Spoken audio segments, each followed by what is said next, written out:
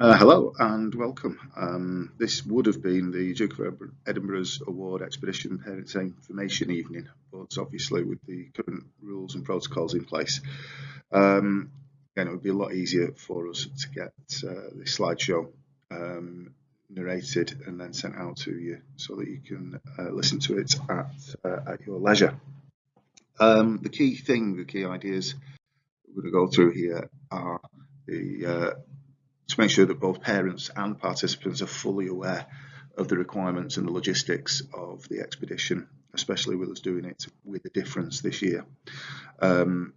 There's a few changes that we need to look at, and a few situations that are going to be quite fluid on the day, particularly on day one. But we think that that is going to be beneficial for all parties. And the key thing here is that we're giving the young people the best possible chance of success. Just a reminder of the dates for the expedition. The autumn group is Friday the 18th of June and Saturday the 19th of June. Spring group is Sunday the 27th of June and Monday the 28th of June. Now, with my expedition assessor's hat on, and I know that there have been some changes to the requirements, but there is still these things called the 20 conditions of the expedition. And I highlighted to the young people the other day the conditions that I'm, as an assessor, going to be concentrating most upon. So the first one there, that there must be between 4 and 7 people in the team. That is an absolute clear safety requirement. Now, if we do have a couple of groups of 5, we do have a group, I think, of 4. Now, if somebody was to drop out, or a couple of people were to drop out injured, what we would then do is do our utmost to make sure that those young people have the best possible chance of success by placing them with another group and making sure that that group then is within between 4 and 7. Expedition must be of the correct duration, the minimum hours of planned activity, and in this case that is 6. Now, we've got to be a little bit fluid with this, but if we're setting the first groups off at 8 o'clock-ish, and then there are some other groups that are going off at nearly 9 o'clock-ish, what we're going to do is start the planned activity clock at 9 a.m, which means that essentially we should be finished at 3 p.m, that's a good one, yes, in the afternoon. Obviously, again, there might be some slight differences. We're not just going to go 3 o'clock, stop, phone your parents up, get picked up. I'm looking here at a degree of effort being put in, so we're going to give 2 options, and we will gauge those options at about 2 o'clock. But I think I'll be coming back to that a little bit more later on. But essentially, they do have to be out walking for a minimum of 6 hours. All expeditions must be by the participants' own individual effort without motorised or outside assistance. And again, the watchword there for me is effort. It's not a race. It's not a case of how far they can get. It's a case of getting as far as they possibly can in that time period. And we know what a reasonable distance would be for that. All expeditions must be unaccompanied and self-sufficient. The team must be properly equipped. Supervision carried out remotely. So we will be remote supervising the groups. I'm trying to find a way that I can allocate an individual member of staff to each route so that they can drop in and out of the route and see their groups, or the groups that are on their route, maybe a little bit more often than if we were just remote supervising in the traditional way, where we would just have manned and unmanned checkpoints. It also means that a member of staff is closer to them should there be any need to summon any assistance. The facts on there that it mentions about self-sufficiency, yes, I've mentioned this to the young people. They need to take everything that they're going to be consuming on that day. If they are walking past a shop and they think an ice lolly or a nice cold bottle of Coke is a good idea, that would break that that condition. So again, I've mentioned this to the young people, and just to mention it to parents, please make sure that obviously they packed. There shouldn't be any need for them to bring any cash with them anyway. unless they get in the bus home, I suppose. But it's not a shopping trip. Groups must adhere to the mobile phone policy as agreed with the expedition supervisor and assessor, and I will come to that shortly because we do have a mobile phone policy in place which worked very well last year. Participants must behave responsibly with respect to their team members, leaders, the public and animals, and that's just again the condition there that's basically making sure that we don't have any silly behaviour, and if we do have any silly behaviour which we think is making things unsafe, then there is a possibility that we might lift people out. But again, it's not something that we've ever had to do before in my time as being leader or coordinator, sorry, here at Crompton House. Groups must understand and adhere to the countryside code. Again, I gave the students a briefing. We've done some countryside code work before, but I gave the students a briefing on the fact that I know a number of the farmers. They obviously know who we are and when we are about. And it would be very nice this year if we didn't get any phone calls or letters mentioning the fact that young people had left gates open or had trampled down grasses or so on. But again, I have mentioned it to the young people. I just wanted to make sure that parents were aware of that. And then participants must plan an appropriate expedition menu, including cooking and eating a substantial hot meal. And I will come to that very, very shortly because we are going to go all out porridge on this one. Okay, and so to the logistics of the expedition. This applies whether you are starting from, whether you are spring group or whether you are autumn group. If you are following routes 1, 2 or 3, the start point on day 1 is Hullerton's Church car park in Littleborough, which is the large church next to the traffic lights, next to the railway bridge. If you're coming down from Alton Lake, at that point. Routes 4, 5 or 6, we are going to be starting from, I put on there the dining rooms because that's traditionally where we do start from, but we will find, and you will know where that area is, we'll find an area to start you off from here at school. And for both, the meeting time is 7:45 a.m. As I've already mentioned, we'll stagger the groups out so that we haven't got 2 groups within touching distance of each other as we are walking. The ultimate target finish point for day 1 is the Castleshaw Centre in Delft, and that's for all routes. That's where we would have been camping had we been camping out.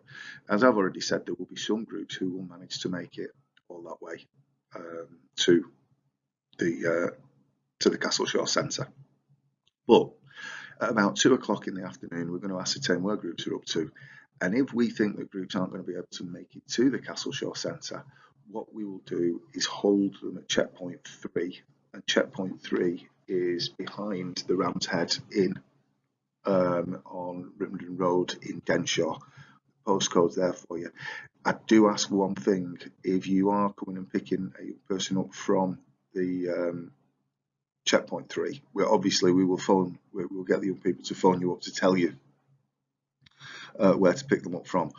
But I would ask, please don't park on the car park of the pub. On the other side of the road, there is some parking availability, and we can, we will make sure that the young people get across the road nice and safely. But yeah, they are our 2 potential finish points. We feel that the Ram's Head Inn is a reasonable distance for the young people to have done unaccompanied, but it would be really nice to get something all the way through to the Castleshaw Centre. Start point for day 2 is again the Castleshaw Centre. Again, there is a car park as you approach it, but it isn't the biggest car park, and we will need that space because we're going to have something in the region of about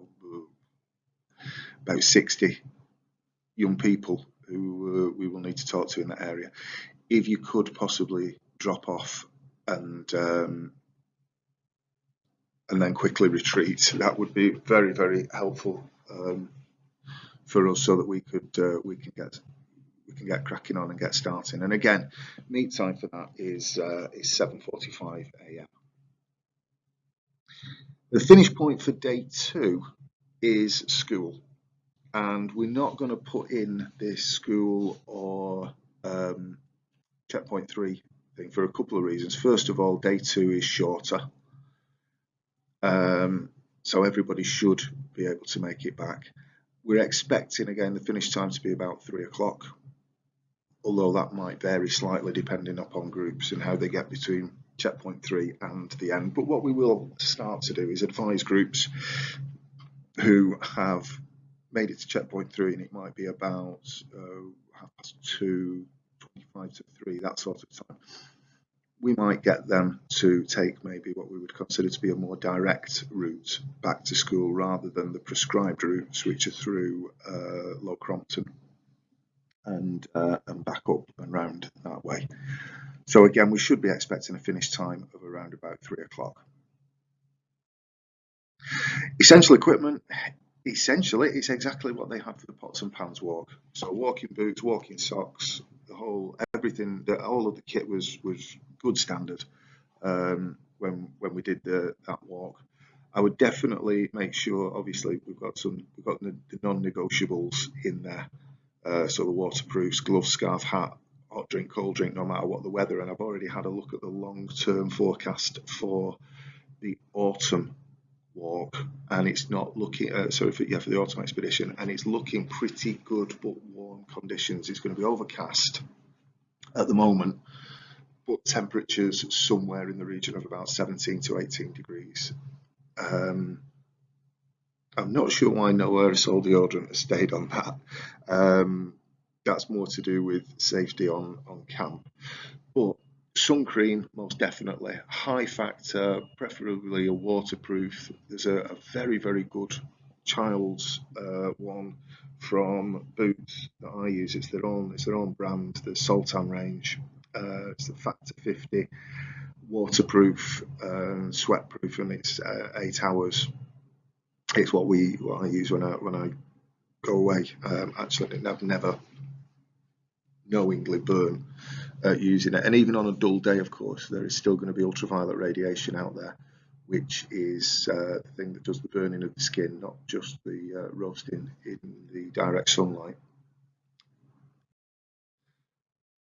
Speaking again about essential equipment, food and drink, a substantial meal must be prepared, and we're quite happy that a pot porridge is a substantial meal. It's a hot meal.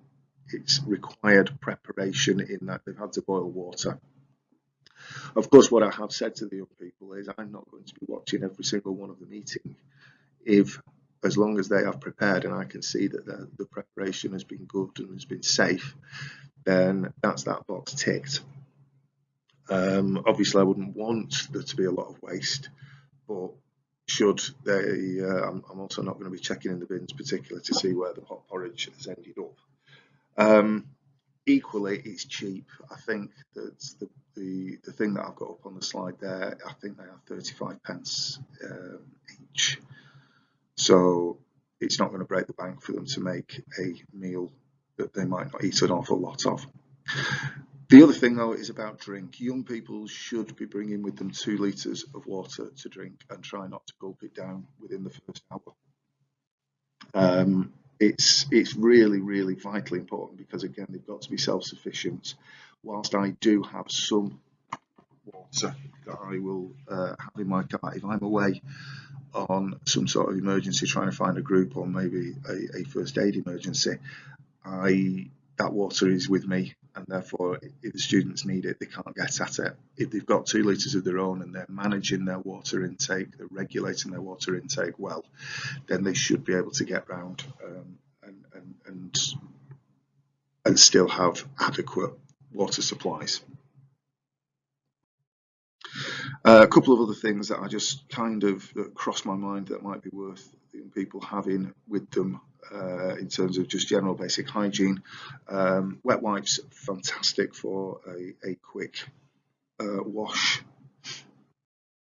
and of course everyone's favourite, hand gel, so that then just before they have anything to eat, they just quickly rub that in case they have touched something that may well, I mean, it could be COVID, it could be another beastie of some sort, but just to make sure that whatever they're putting into the mouth is not going to make them ill in the future. Right, looking at en route following and first aid then as well, it is of course expected that the young people follow the route that they've been given to follow. I have talked to them before about when they come into shore, drop over Grange Bar, and all of a sudden things become familiar to them, and therefore they start to take familiar routes. Well, we are obviously checkpointing and checking up on groups, making sure that they are following the route that they've been given to follow. They do need to hit the checkpoints, and if they are not manned, they need to leave a checkpoint marker note, which I will be talking to the young people about next week. Basically, it is a small sheet of paper that has things like name of group, date, time on it. They pop it into a plastic sealable bag and then peg it using the pegs that we'll have got for them to the checkpoint marker, which is nothing more than a sheet of paper with the school logo on, the DV logo on it, and it's laminated, tied to something that's quite visible. Also, the OS Locate app has been loaded onto the school mobiles that the young people will be using, and I've got absolutely no qualms whatsoever about them checking their grid reference, checking where they think they are with that, because it's a way, it's like a comfort blanket maybe in some ways. And I must admit, I use the OS Locate app just so that I can be 100% sure that I am where I think I am whenever I'm out walking as well. So no problem at all with that technology, but not to be following that technology, to be looking at that all the time. It's to be used to back up and give evidence to the thoughts of where they think they are and where they actually are. First aid, every group will have a first aid kit, and if it's something that the young people feel that they cannot treat effectively, they've simply been advised to call staff in, and we will get there as soon as we can. We know the routes very, very well. We know the access points very, very well. It doesn't take us a huge amount of time to work out where groups are, especially if they can give us an accurate six-figure grid reference. Now, the emergency procedure and the mobile phone procedure, protocols that I talked about earlier. We made a decision a few years ago that mobile phones were becoming more of a hindrance than a help, in that young people were wandering around playing music and not necessarily concentrating on where they were going and getting lost, or they were spending all of their time phoning each other or messaging each other on social media.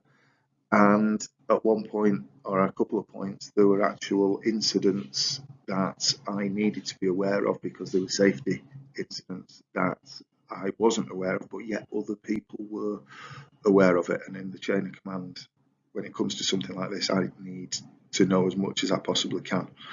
So the decision that we made is no mobile phones. Of course, they can bring their phone with them in the morning, but they have to declare it. We've got boxes that we will collect them up in and take them up to their to the checkpoint 3. And if they go past checkpoint 3, of course, we'll make sure that they get to Castle Shore Centre, so that then they can contact and phone home and so on. What we have got, though, is each group has got a DV mobile for emergencies. It's already pre-programmed in, got a number of numbers that they can call. The staff mobiles, basically, that staff have got. But equally, the other thing that I really quite like about these is that they've got little GPS transmitters in them, so we can search them out. We can find out where they are using that GPS function. Now, what I've also said to them, should they find themselves in an emergency, they need to call either my school mobile if they started off with me, because I'm on that side of the area in the morning, or they call Mr. Broderick's. If there's no answer from either of those phones, they have to then call the other number. So if they've called me and don't get through, they then have to call Mr. Broderick. Of course, we've got each other's personal mobiles as well, so there's umpteen different ways in which we can contact each other. There are 2 other staff mobile phones as well, which are called Assessor 1 and Assessor 2. They need to, if they can't get through to either myself or Mr. Broderick, call Assessor 1. Can't get through, call Assessor 2. And on days when school is open, then they need to call the school number. So there should be one way, something in there where they do manage to actually get in contact with somebody. If not, if needed, if it's an emergency situation, they need to call 999. But then go back to the top of the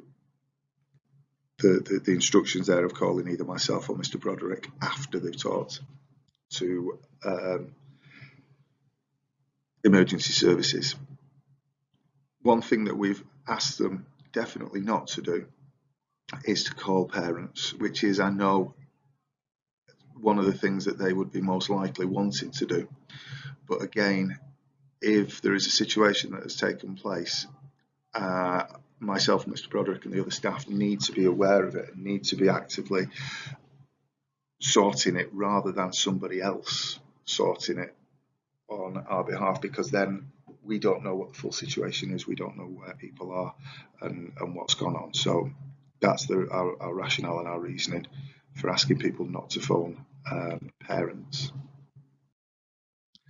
Communications wise though, I will try to keep communication lines as open as we possibly can during the expedition, and the way that we do that is by Twitter, putting tweets out on the address that you've got there. It doesn't matter if you have got Twitter or not got Twitter, it's open to everybody and anybody. If you just go to Google and type that in, then my page, or our page, sorry, will come up. Parents might want to find out what their son or daughter's group letter is, because of course with data protection I'm not going to be putting names of students online. I will be referring to group X, group Y, group Z. If there are any people in the group who have got particular who've got particular initials that are easily recognisable, we might use those as well without using full names. But that is our most effective way of communicating with parents. But please, could we ask that you don't view it as a live feed. We did have a situation a few years ago where some parents had got a little bit that they were expecting a little bit more than what was coming out, and it was the fact that we were attending to situations, emergency situations, and that obviously takes precedence over tweeting that little Johnny and little Janie are absolutely fine and they've made it to checkpoint 3. So please do bear with us on that. We will try and get as much information up there as we possibly can throughout the course of the day. But if something happens where we need to shift our attention, then I'm afraid we're going to have to shift that attention. Okay. In that case, I think we have got now to the end of the slideshow. Hopefully, I have answered every question that you might have had about the forthcoming expeditions. Obviously, the young people, if you've got any questions, then you can come and see me at our next and what will effectively be our final briefing session next week. But this next week is all about the planning and the preparation so that we can perform when it comes to the actually going out on the expedition. I've jokingly said many times we don't want to see anybody turning up on day one holding the map upside down and going, right, which way are we going? We should have some idea of which way we're going. If you've been out there before, brilliant. If you've just done the fly-throughs, brilliant. If you have just done Google Earth, brilliant. But let's try to make sure, please, young people, that we can prove that our navigation is as good as I think it is going to be. And with that, thank you for taking the time. What would it be, the last 24 minutes, taking the time to listen to what we've got to say regarding the expedition. And I'm hoping that we have a really successful one, because we have got a really successful group of young people who are embarking on this year. So There we go. Thank you very much.